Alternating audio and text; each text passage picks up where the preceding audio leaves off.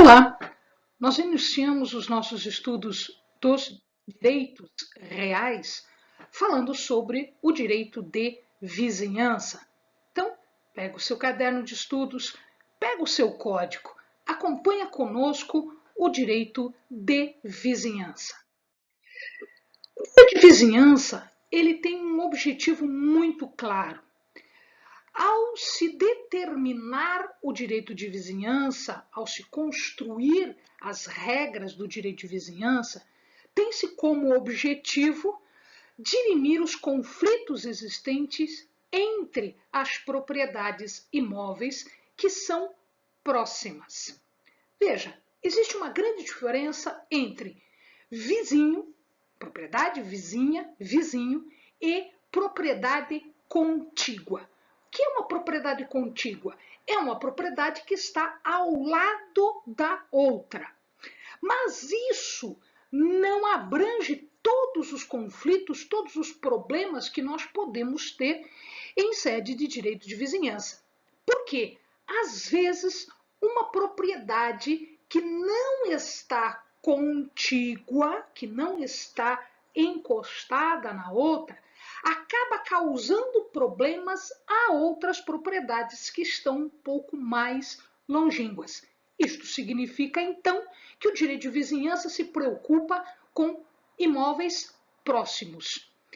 O uso, a fruição, a disposição do direito de propriedade pode causar incômodo a uma outra propriedade. E é aí que as regras de direito de vizinhança vão surgir, exatamente para fazer esta composição de conflitos, para fazer essa satisfação de interesses entre propriedades que são, na sua utilização, opostas, que possam causar algum tipo de conflito.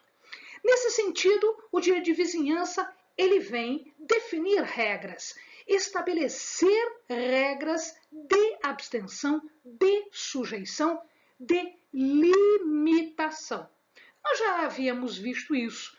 Uma das formas de se limitar a propriedade é exatamente pelo direito civil, em se tratando de direito de vizinhança, aqui nós temos regras de limitação.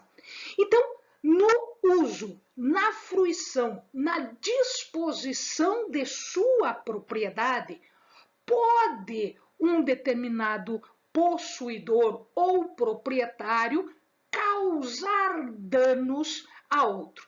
Desta feita, será limitado o seu direito de propriedade, no sentido de abster-se de algumas ações ou alguns comportamentos ou de se sujeitar ao direito de um outro. O direito de vizinhança ele tem algumas características que o diferenciam de outros ramos do direito e também do direito real.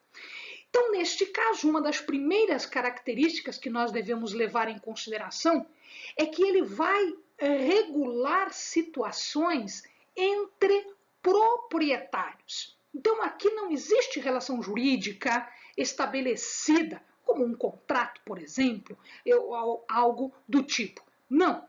Existe regulamentação exatamente porque se colocam deveres e, portanto, ações, atos imperativos, né? Eles são cogentes.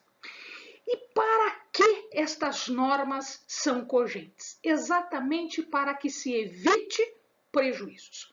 O objetivo da lei, e aqui uma das características do direito de vizinhança, não é estabelecer uma vantagem, não, é impedir um prejuízo.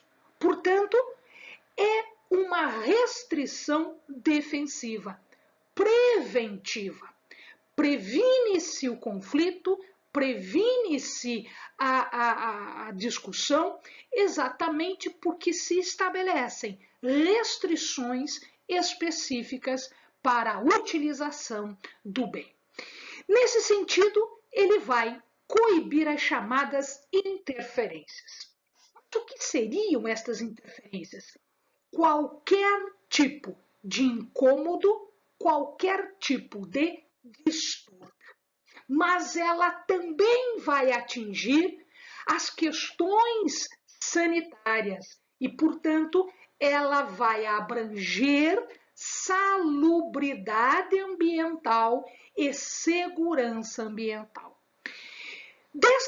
Desta forma, desta feita, se eu observar tudo isso, se eu observo estas regras, eu vou de encontro, eu vou tentar estabelecer e colocar em prática um princípio chamado função social da propriedade. Então, a característica mais interessante do direito de vizinhança é exatamente este: cumprir função social da propriedade.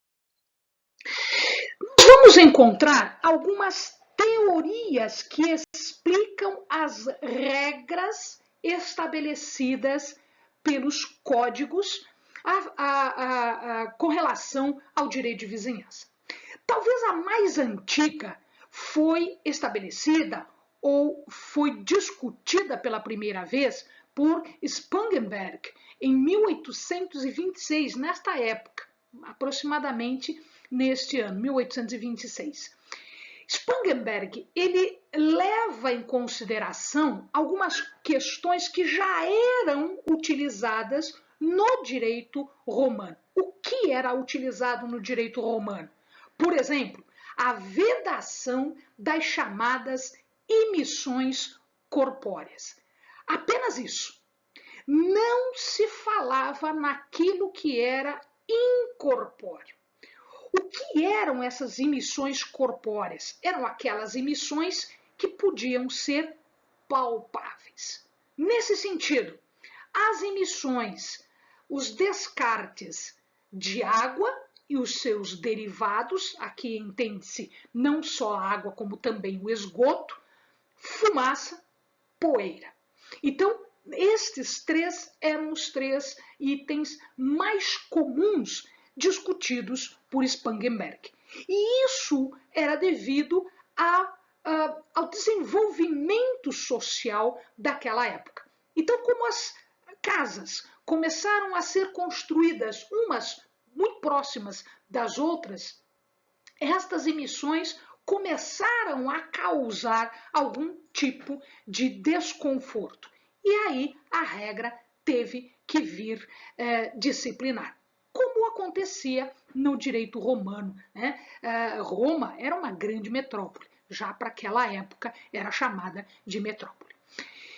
Lembrem-se que nós não vamos considerar na teoria de Spangenberg, ou da teoria das emissões corpóreas, também chamado assim, emissões corpóreas, nós não vamos considerar aquilo que é incorpóreo. E o que é incorpóreo? Rumores, barulhos, mau cheiro. Então, isto que não podia ser palpável, que às vezes não era visível, não chegava a ser tratado aqui na teoria de Spangenberg. Por óbvio, com o desenvolvimento da sociedade, esta teoria foi insuficiente para dirimir todos os conflitos surgidos pela vizinhança. Desta forma, Yering, no mesmo ano, e um parênteses aqui, este Yering é o mesmo Yering da teoria da posse-propriedade que a gente já viu, né, da natureza jurídica da posse que a gente já viu lá no início dos direitos reais.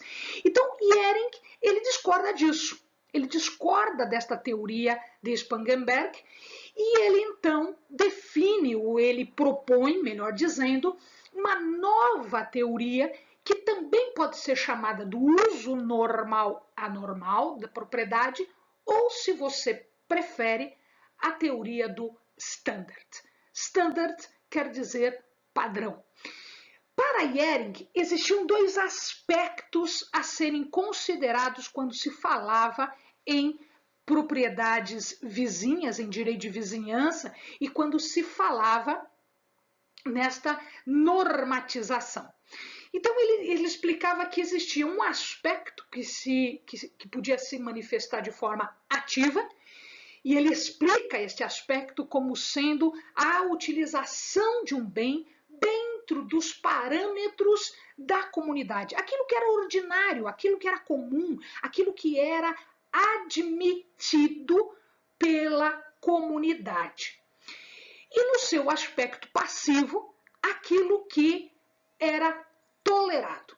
Bom, tolerância é, em verdade, um conceito subjetivo, né? Porque aquilo que eu tolero pode ser algo que você não tolera, e aquilo que você não tolera pode ser algo que eu não tolero. Então, é uma coisa um pouco subjetiva.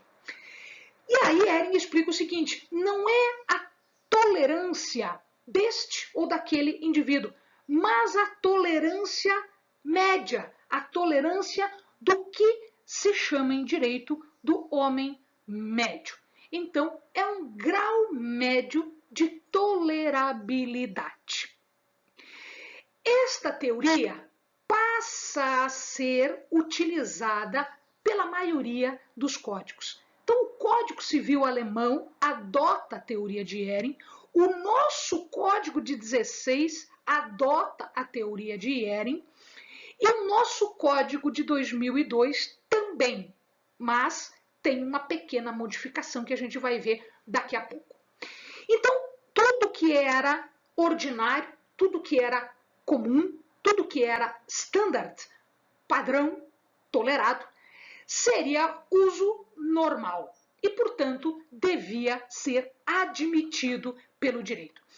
Tudo aquilo que se desviasse do padrão, tudo aquilo que se desviasse do ordinário, da tolerância, do standard, deveria ser entendido como uso anormal, portanto, é nocivo. E o direito tem que agir de forma a coibir um uso anormal de propriedade. Aquilo que a gente acabou de falar em respeito à função social de propriedade. Ok, acontece que em alguns casos a teoria não vai atingir todos os temas, todos os conflitos. Rippert, em 1902, ele então vai discutir uma chamada subteoria do desequilíbrio. Então ele diz que numa determinada região poderia haver uma ruptura deste equilíbrio, daquilo que era padrão, daquilo que era standard. E aí, nesta ruptura, se desviando do que era ajustado de parâmetro normal, então não se admitia. Normal, portanto, é uma utilização que se faz naquela comunidade, naquela região, com aquelas pessoas, naquela vizinhança, inclusive, o que era normal para eles.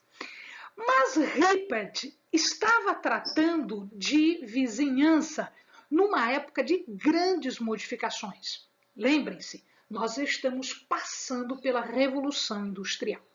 E a indústria trouxe uma ruptura com o que a gente entendia ser normal. Então, as teorias não mais se adequavam à nossa realidade.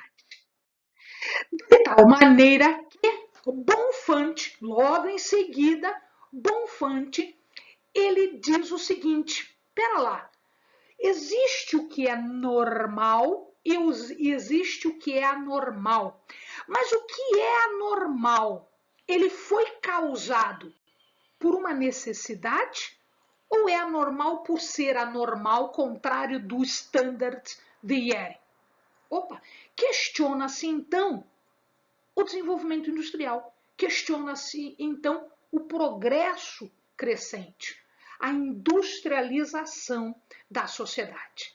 E ele diz o seguinte: espera lá, a industrialização é necessária? Sim, é necessária. Então eu vou ter que levar em consideração neste padrão, neste normal, a industrialização que é necessária. Santiago Dantas pega este gancho pega esta situação e ele faz então uma composição entre a teoria de Yeren e a teoria de Bonfante. E ele indica agora, ele desenvolve agora o que se chama de teoria mista. A teoria mista de Santiago Dantas, veja, isso em 1938. O nosso Código 16 já estava andando fazia tempo e ele estava em função da teoria de Yeren. Então veja lá, Santiago Dantas ele pensa do seguinte, ele parte do seguinte: as pessoas têm direito à propriedade? Sim, a propriedade é um direito. E as pessoas em convivência acabam tendo direitos que coexistem e que eventualmente se contrapõem e entram em choque. Mas eu preciso observar uma terceira pessoa nessa história aqui. Eu tenho o sujeito A e o sujeito B, a relação privada, só que eu tenho um terceiro sujeito que é o interesse público. A comunidade como um todo, não A e B. Eu tenho a comunidade, o conjunto das pessoas. E aí a grande sacada de Santiago Dantas. Então veja, entre o interesse de A e de B, vale o quê? Nem o interesse de A, nem o interesse de B. O que vale é o interesse público, o interesse da sociedade. Então o que ele diz? Ele diz o seguinte, que os direitos coexistem, mas que há supremacia do interesse público. Desta maneira, ele parte de alguns questionamentos para definir o que a legislação deve ou não fazer interferência. A primeira pergunta, como é o uso? O uso é normal? Sim, é normal. Então, eu aplico o standard de Yeren. Opa, não, o uso não é normal. O uso é anormal. Ok? Então, em vez de eu aplicar o standard de Yeren, o que eu pergunto agora? É necessário? Este tipo de atividade é necessária? Se ela for necessária, é uma necessidade social? Sim. Então, segundo os primeiros artigos do direito de vizinhança, 1277, 1278 e diante, nós vamos observar o seguinte: vai ser validado aquele comportamento, aquela atividade que é anormal. Ela é anormal, mas eu valido por causa de uma necessidade social, com a utilização de todos os métodos, de todas as técnicas, de tudo que de mais moderno existe para minimizar danos, minimizar incômodos. E aí nós criamos chaminés, nós criamos filtros, nós criamos lagoas de estabilização, sistema de esgoto, ou seja, nós criamos um conjunto de técnica com tecnologia suficiente, um método suficiente de, se não afastar o dano ou o incômodo, pelo menos minimizar os seus efeitos. Este é o teor do artigo 1277, 1278 do Código Civil. Então, resumindo, o nosso código ele foi criado originalmente, em 1916, ele foi criado originalmente para aplicar a teoria de Yeren. Mas quando Santiago Dantas veio com a teoria mista, nós precisamos nos adaptar, porque a modernidade bateu as portas, a industrialização está aí e ela é necessária para a qualidade de vida em sociedade. E por isso, então, nós fizemos modificações no código e temos o 1277 e 1278 para demonstrar esse tipo de procedimento. Ou seja, eu vou validar se eu tiver técnica, se eu tiver tecnologia aplicada suficiente para minimizar ou dirimir este incômodo, este problema. Bom, visto isso, nós passamos então, nos próximos vídeos, a falar sobre a parte especial do direito de vizinhança. Então nós vamos ver árvores limítrofes, passagem forçada, passagem de cabos e tubulações, águas comuns, linha divisória, direito de passagem, perdão, de tapagem, direito de construir e auxílio mútuo. Ok? Espero vocês nos outros vídeos.